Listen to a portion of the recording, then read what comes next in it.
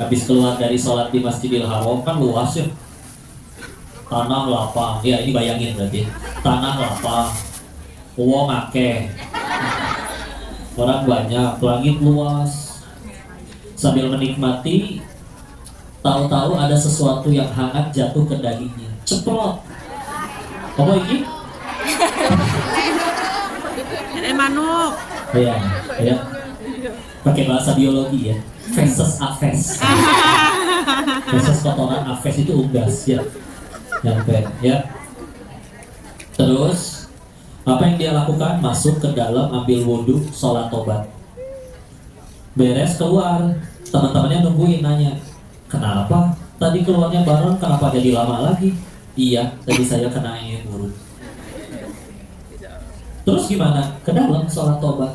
Kenapa kena angin burung sholat tobat? Ini, silakan duduk sini ya. Sini tak jelas no. Nih, silakan ya. Nih, coba tengok. Manusia segini banyak, tanah segini lapang, langit segitu luas. Jidat saya segede gini, pantat burung segede gitu. Tolong jelaskan probabilitasnya bisa nyampe sini. Di situ ada dosen fisika. Betul juga. Sudut trigonometri kemiringan dari sin costan, kelembaban udara, kecepatan angin, massa jenis kotoran, diameter dahi. Masya Allah, sulit sekali. Ada lagi yang cerita, ada satu faktor yang lebih sulit. Apa itu? Tingkat kemolosan si burung. Bisa-bisanya molos lihat ibu, biasa aja burungnya. Ya udah, dia mau gimana? Mau marah? Saya tidak terima. Nggak, tanda terima masih ada. Nggak bisa ya.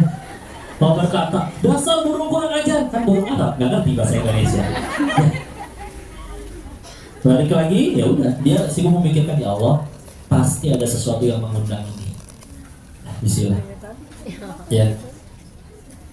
Ya meskipun ceritanya seperti ini, ambil hikmahnya aja ya. Saya cerita lagi boleh? Sudah baik. Jadi saya pertamanya nyoba praktekin itu ketika terjadi, jadi sekitar kapan ya? Instagram saya tuh pernah dihack, ya. Tahu-tahu nggak bisa login, gitu, ya. Pakai nomor telepon, pakai email, apa pokoknya udah nggak bisa. Udah gitu ya udah mau nggak mau lah udah pasrah. Bikin akun baru, namanya akun baru, masih baru banget. Masa tahu-tahu ada yang DM? Kan berarti ditungguin dong. Terus ngomongnya pakai bahasa Inggris. I have your account. Aku punya akun kamu. If you want your account back, kalau pengen akunnya kembali, nggak usah terjemahin berapa ngerti ya. If you want your account back, you must transfer money ya gitu. Oh ini yang nge-hack nih. Dia minta $300, dolar Amerika ya, dolar Amerika. Saya mau tahu dulu ini orang siapa nih, ya. Ya udah, akhirnya saya jawab bahwa I use this account for spread about Allah, untuk dakwah, untuk nyebarin Allah. Ketika udah nyebut Allah, dia baru respon kan, I believe in Allah too. Gue percaya Allah juga, tapi di sini kemarin abis gempa, pokoknya Indonesia memang berantakan deh. Yesterday earthquake kan. Ternyata dia orang Turki. Turki sempat gempa kemarin sekitar tahun lalu, tahu ya? Oh dia orang Turki dan Islam juga. Ya. Saya mikir gimana ya? Keinginan kisah yang tadi. Mau minta tolong hacker yang lain atau gimana kalau emang dia nggak mau balikin atau nggak Allah izinin balik, atau kalau memang ini harus buat gugurin dosa, udah nggak akan balikin ya. Dan saya tahu hati dia digenggam oleh Allah. Emang pada Allah itu habis udah menjelang siap mau tidur, jadi masih ada wudhu, jadi langsung berdiri aja pakai sarung, langsung sholat tobat di 2 rakaat. Beres sholat, ceritanya teh ngedoa, ngobrol sama Allah, ya Allah, hamba tahu akun itu dipakai tidak baik, karena akun itu sudah ada waktu masih jadi badar judi di Thailand. Ya. Jadi emang lama itu akun dipakai buat ya bisnis lah, judi dulu ya. Maka jika memang kejadian ini cukup bagimu untuk menggugurkan dosa-dosaku, hamba ridho, silakan ya Allah. Tapi ya Allah, jika engkau masih izinkan aku menggunakan akun itu, hamba bertobat kepadamu dan terus menggunakan akun itu untuk berdakwah, karena udah lumayan follower aku, meskipun baru 200.000 atau 300.000-an ya. Maka hamba yakin engkau yang menggenggam hati orang itu, mudah bagimu membolak-balikannya. Dan jika engkau terima taubatku, ya Allah, udah bisa. Tutup, berdoa beres, ambil handphone, bilang ke dia. Kalau bahasa kitanya begini ya, ini kalau sekedar ditransfer udah selesai urusan. Tapi saya bilang, tapi demi Allah bisa jadi kamu kehilangan lebih banyak daripada itu. Tapi kalau kau memutuskan untuk ganti, untuk ngasih balik lagi akun itu, maka saya akan terus doain kamu setiap hari, setiap beres sholat. Dan semoga akun ini bisa jadi pahala jariah untuk taruh. Muncul is typing, tapi lama-lama ini orangnya. Bingung. Ya, namanya susah lagi loh. Jadi kan doainnya kan saya kagok ya. Namanya teh, nama IG-nya Mercalkanex.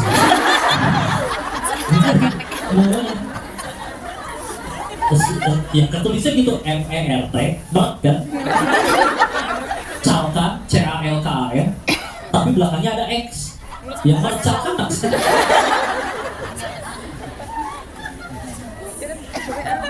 Centung mau keluar. Oke, I give your account back. Aku kasih akunmu kembali. Dia ketik, nih passwordnya, this is your password. Udah, cobain masuk nih, beneran bisa, langsung diganti. Terus dia ngasih nasihat lagi, change now before someone take it back. Ini ceramahin orang second. Udah diganti, ya udah, tukeran gue aja nih. Jadi ya udah, jadi dia cerita akhirnya dia memang ahli IT gitu, ahli IT. Nanti bilang kalau teman-teman kamu ada yang kehack lagi, tolong kasih tahu dia aja. Nanti ada diskon buat kamu. Bisnis. Udah gitu udah beres, akunnya berhasil diganti, udah ganti email, ganti nomor handphone, ganti apa segala udah. Gitu doang ya kadang kalau kita kadang kan kita mah kadang kebalik ya. Minta tolong si itu dulu, minta tolong si ini dulu, nelpon sana ini sih. Begiliran semuanya udah nggak bisa bantu, ambil wudhu, sujud. Coba berani balikin bismillah. Ini masalah, ambil wudhu, sujud. Sisanya nanti bahkan Allah yang pertemuin dengan siapa yang bisa jadi jalan keluar. Udah. Si mikir ini nyari hacker tengah malam kayak gini juga siapa gitu. Tapi ya udah bismillah. Dia kan hamba Allah juga. Oh ya bismillah. Nah tapi sekarang akunnya jadi benar-benar punya tanggung jawab. Ya untuk ya tadi sesuai yang dijanjiin sama ya silakan kalau semua pengen ikut doain ya. Ya Allah selalu lindungi Mercalkanex gitu. Langel. Langel. Ya gitu ya, itulah dia kisah sih Mercalkanex. Itu ya gitu aja udah. Pokoknya sibuknya gimana caranya? Saya mikirnya kayak gitu ya Allah, pasti ada yang nggak ditobatin. So, kalau memilih untuk tidak tobat tapi sibuk nyari hacker yang bisa dibayar, bisa apa, bisa jadi malah biayanya lebih gede lagi. Karena setelah dipikir-pikir, ya $300 sih ya. Kalau dikerupiahin kan cuma 4,5 juta misalnya. Dan saya yakin masih bisa dinego. Ya. Cuma kan dia buka harganya segitu. Ya. Karena katanya ada yang pernah kena gitu juga, terus akhirnya bisa deal di harga setengahnya, $150. Ya itu berarti bisa dinego kan? Bisa, cuman ya udahlah. Dan bismillah. Balik lagi, tadi azab, ujian. Sekarang nikmat atau musibah, ya. Nikmat atau musibah kita lihat dari bagaimana cara kita menyikapi kepahitan tadi. Baik kepahitan itu merupakan azab atau maupun ujian. Tapi kesimpulannya definisinya sederhana. Nikmat itu adalah apapun yang membuat kita tambah dekat sama Allah. Ya. Nikmat itu adalah apapun yang membuat kita tambah dekat sama Allah. Musibah kebalikannya, apapun yang membuat kita tambah jauh dari Allah meskipun kita suka. Ya. Jadi nikmat tuh Kenapa kita masih suka sedih? Karena mungkin definisi nikmat kita salah. Kalau sejauh ini nikmat bagi kita adalah apapun yang aku suka, apapun saat keinginanku terkabul. Karena kata siapa yang kita suka itu baik, betul? Waktu kita kecil juga doyannya permen, coklat, es krim. Tapi ketika udah sakit gigi, dilarang makan permen nggak sama si mama? Iya. Apakah karena si mama benci? Karena sayang. Kalau orang tuanya nggak sayang, nah ini narkoba, pakainya sampai mati overdosis. Itu kalau nggak sayang, iya kan? Justru karena sayang, coba anak lagi sakit gigi minta permen, masa dibeliin? Iya kan? Meskipun tahu mungkin itu akan membuat si anak marah, ngambek, mama pelit, beli gelang emas aja bisa. Masa permen nggak dikasih? Atau mau minggat dari PAUD misalnya, ya? Kan masih kecil, ya? Minggatnya dari PAUD, ya. Udah sederhana gitu.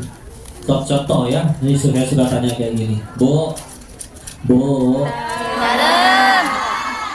saya tanya ke yang udah bersuami dulu ya. Ya, siap. Misalkan tiba-tiba suaminya WA, is.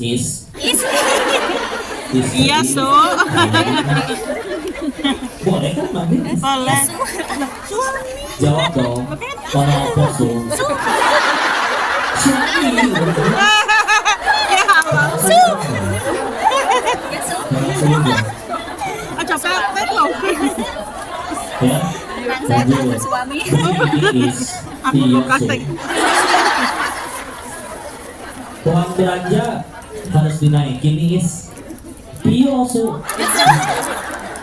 Ya insya Allah 30 juta rupiah. Amin. Tiap bulan, tiap minggu. Aduh. Gampang ya, sebagai wanita tuh tinggal dikasih khayalan aja. Ya. Tuh, uang belanja 30 juta per minggu, nikmat bukan? Nikmat. Ujian. Kurangi, uang belanja 30 juta per minggu, nikmat bukan? Bukan. Bisa jadi nikmat ya kok? Bisa. Kapan? Ketika jadi jalan tambah dekat sama Allah.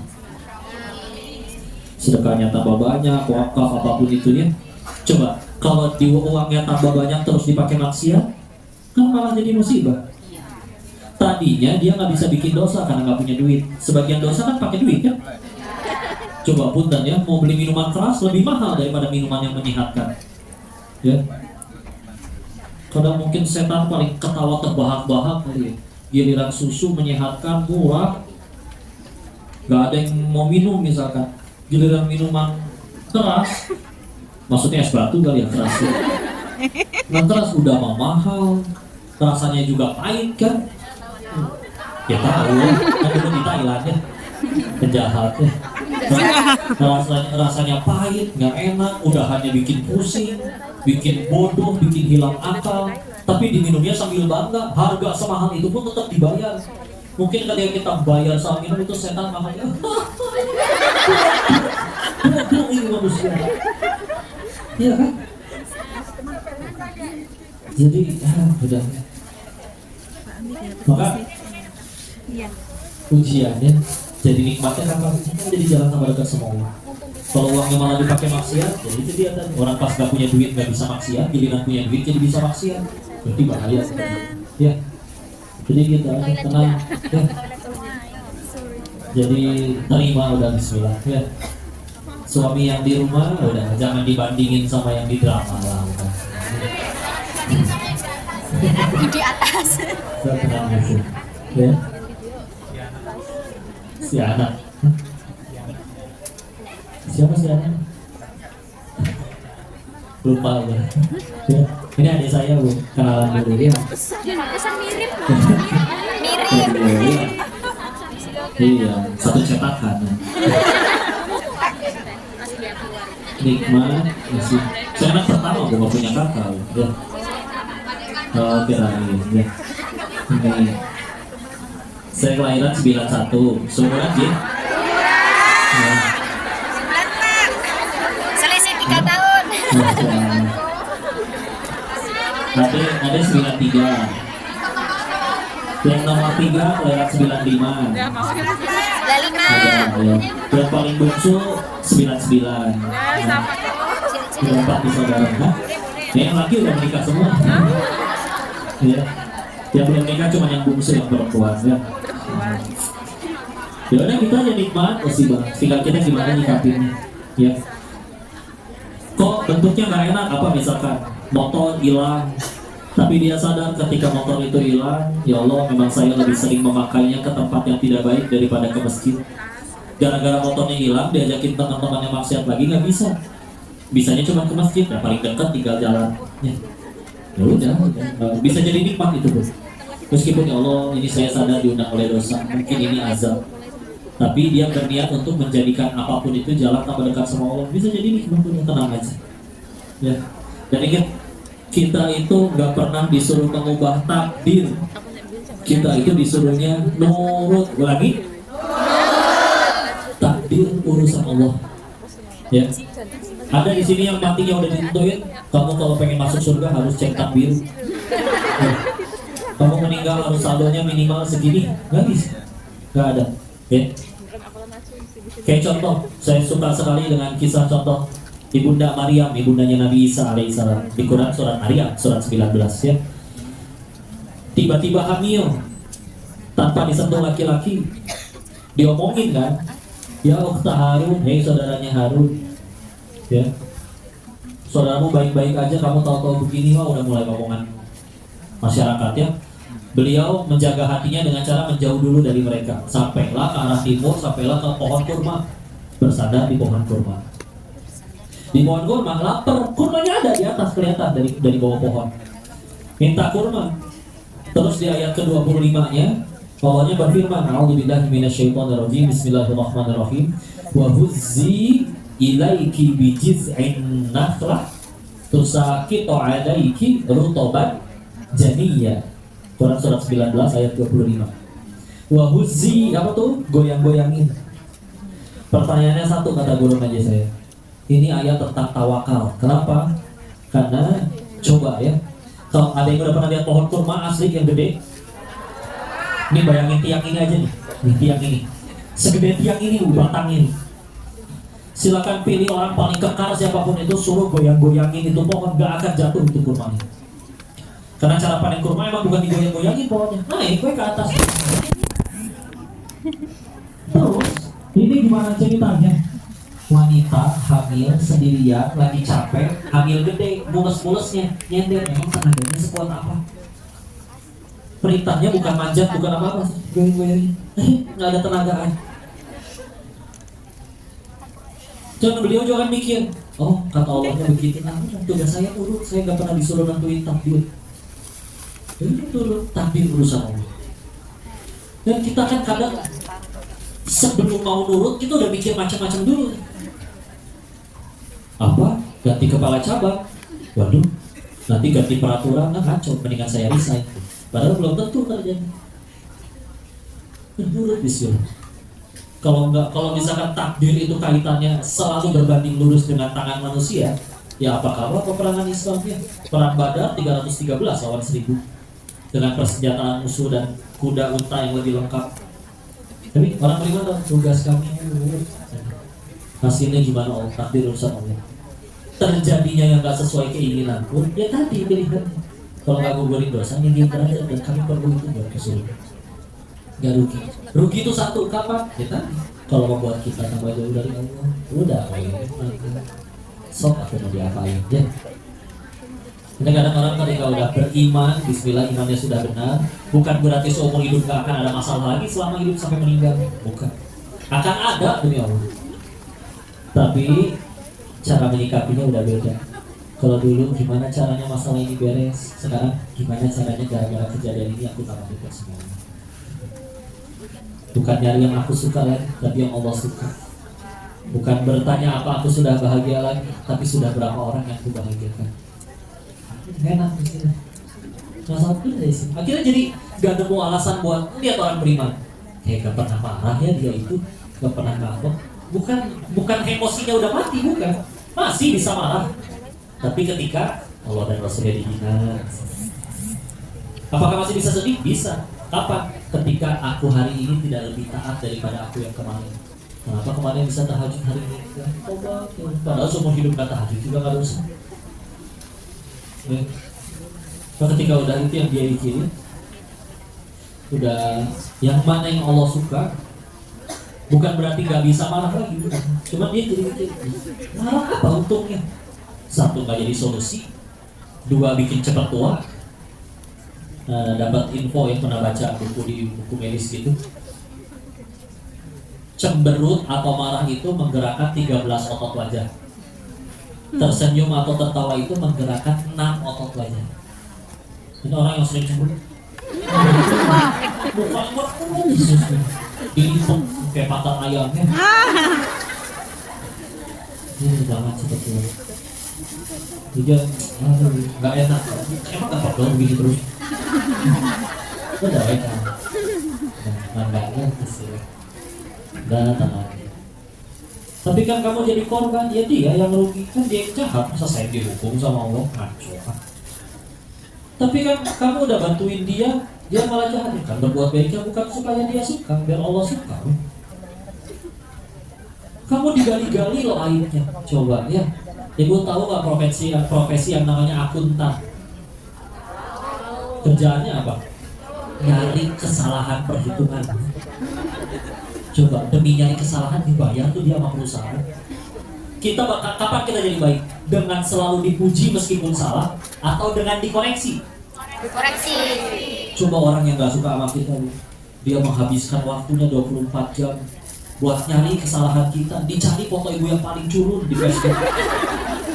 Oh, mami, saya cari aibnya. Cuma orang yang ngakunya cinta sama kita aja gak segitunya. Dia sampai gak tidur, gak makan, besoknya tipes gitu. Jadi cinta banget itu orang sama kita. Begitu ketahuan, diumumin lagi. Kan saya jadi tahu apa yang harus saya perbaiki itu. Tapi kalau orang jadi menghujat, itu mulut orang. Emang kita dikatain monyong, mulut kita langsung maju. Denis monyong kamu, maju-maju gak maju. Malah yang harus majuin bibir kan yang nyebut kata monyong gitu. Coba nyebut kata monyong tanpa majuin bibir. Susah kan? Jarang mulut orang itu bismillah. Emang kenapa mulut tenang aja? Dipuji juga sama, ada udah di balik bakwan biasanya. Agar silaturahmi tidak terputus. Income 200. Sampai Hongkong juga. Agar silaturahmi tidak terputus, sedekah dulu 100. Tenang aja nih. Udah. Ibu, Bu. Ibu suka nggak dikasih uang 100 juta? Suka? Tapi palsu.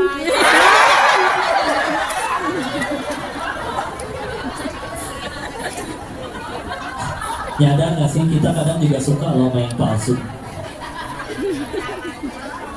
Masa sih kok? Iya, contoh ketemu teman, dia muji, ibu, kok selalu tambah muda sih? Menurut ibu jujur gitu. Sambil membuka kartu, ibu kan tambah muda. Tapi kita percaya kan pas di toilet sendirian. Iya juga. Ini Gigi.